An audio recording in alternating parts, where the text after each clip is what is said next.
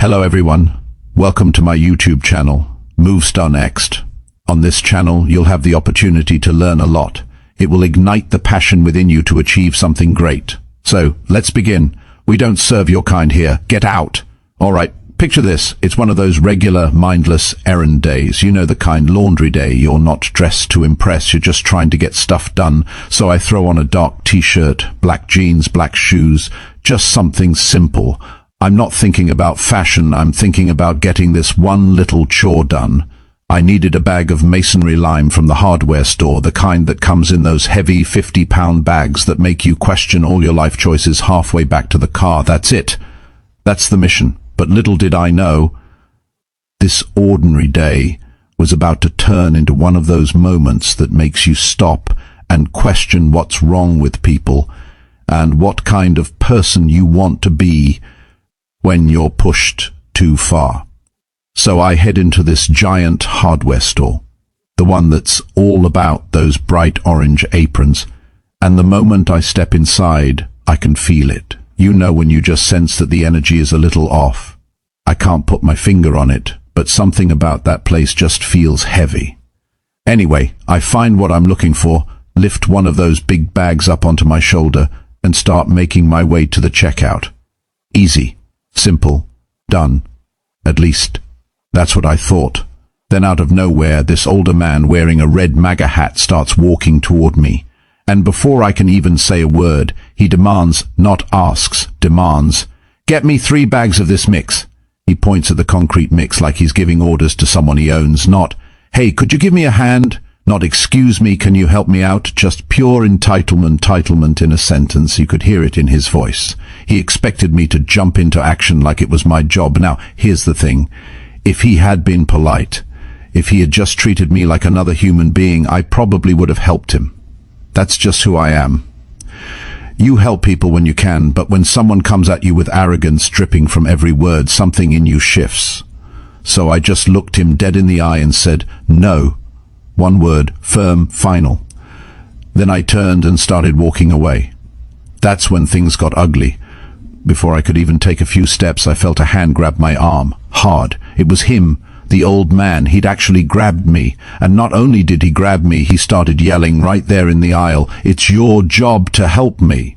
The sound of it echoed. Heads turned.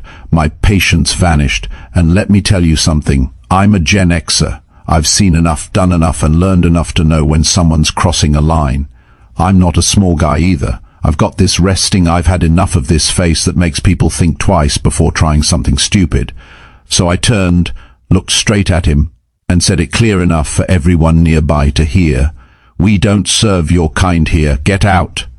He froze, just for a moment. You could see the confusion wash over his face, like he couldn't process the fact that someone had finally talked to him that way. He was so used to barking orders, so used to people just going along with his entitled energy, that he didn't know what to do when someone stood up to him. I held that stare.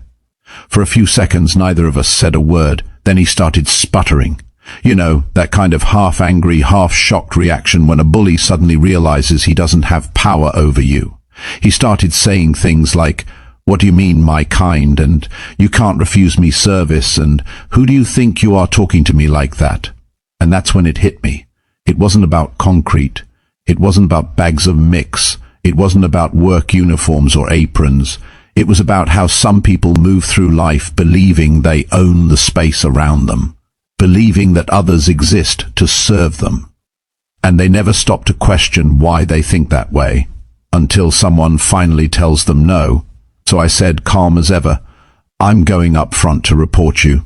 Then I turned and walked away. He followed me, of course, because people like that always do. Not because they want to resolve anything, but because they can't stand losing control. He followed me all the way up to the front, shouting things like, "You can't refuse me service," and "You're gonna regret this," and "Who do you think you are?" I didn't even respond. I just kept walking, and when I got to the checkout counter, I started paying for my stuff like nothing had happened.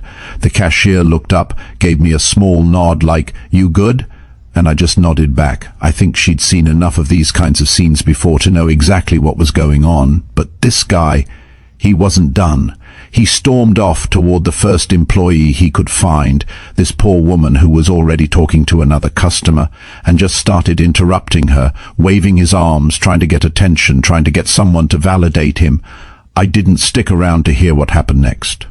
I just grabbed my receipt, walked out the door, and took a deep breath of the warm afternoon air.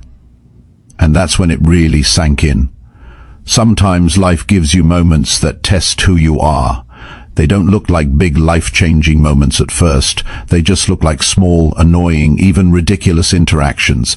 But what you do in those moments says a lot about who you've become.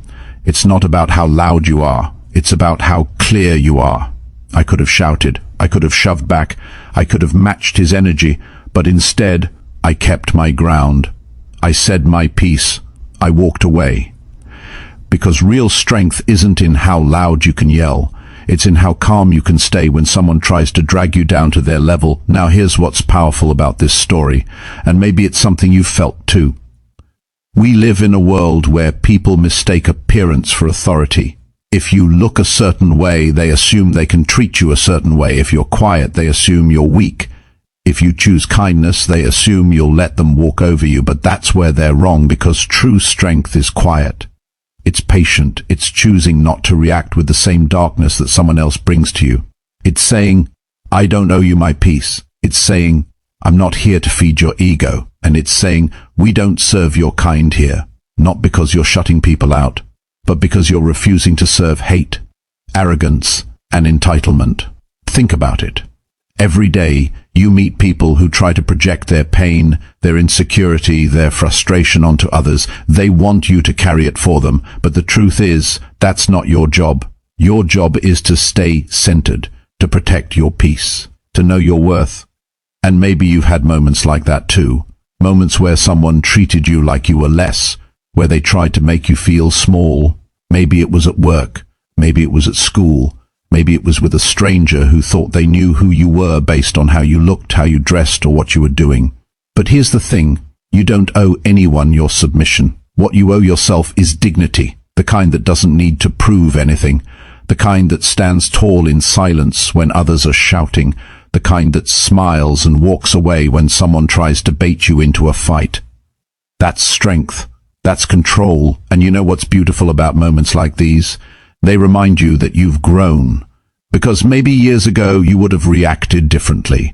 Maybe you would have gotten angry, maybe you would have shouted back, but today you're wiser. You know that peace is expensive, and you're not giving it away cheap anymore. So when someone crosses a line, remember this, you don't have to explain yourself. You don't have to justify your boundaries. You just have to stand firm in who you are. Because the way people treat you says everything about them and nothing about you. That old man, he wasn't angry at me. Not really. He was angry at the world, at his fading control, at the realization that the world doesn't bend for him anymore. And that's not my battle to fight. So if you ever find yourself in a moment like that, being treated unfairly, being underestimated, being mistaken for less, take a deep breath, stand tall, and remember this, you're not here to serve someone else's ignorance. You're here to serve your purpose.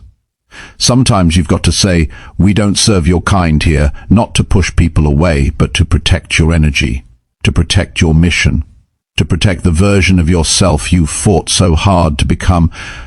And here's the thing, when you start setting those boundaries, you'll lose people. The ones who only liked you when you were convenient, the ones who respected you as long as you didn't challenge them. But the people meant for you, they'll see your strength, they'll see your calm, they'll see your heart beneath the armor. So the next time someone tries to grab your arm, metaphorically or literally, and tell you what your job is, remember who you are. You're not here to please everyone. You're not here to carry someone else's weight. You're here to build your own path brick by brick. Even if that means walking out of the store with a heavy bag on your shoulder and your dignity intact. And maybe, just maybe, that's the real lesson in all this. Not every confrontation deserves your energy. Some deserve your silence, some deserve your calm, and some just deserve a simple, powerful line that says it all. We don't serve your kind here, because the truth is we don't. Not hate, not arrogance, not entitlement, not ignorance. What we do serve is respect, strength, grace under fire, and the kind of quiet power that comes from knowing you don't need anyone's permission to stand tall. So keep walking, keep carrying your peace like that 50-pound bag of lime, steady, firm and balanced. It might be heavy sometimes, but it's worth it. Because when you choose calm over chaos, dignity over drama, and self-respect over reaction, you're not just surviving the moment, you're defining who you are in it. And that right there is how ordinary days become extraordinary lessons. That's how small moments turn into stories worth telling. And that's how you remember, strength doesn't always roar. Sometimes it just looks you in the eye, stays silent and says, no, not today, because you've got better things to carry. And peace is the heaviest, most valuable one of all. If that story gave you a little sense of justice, tap like button and subscribe my channel, Motivational Next.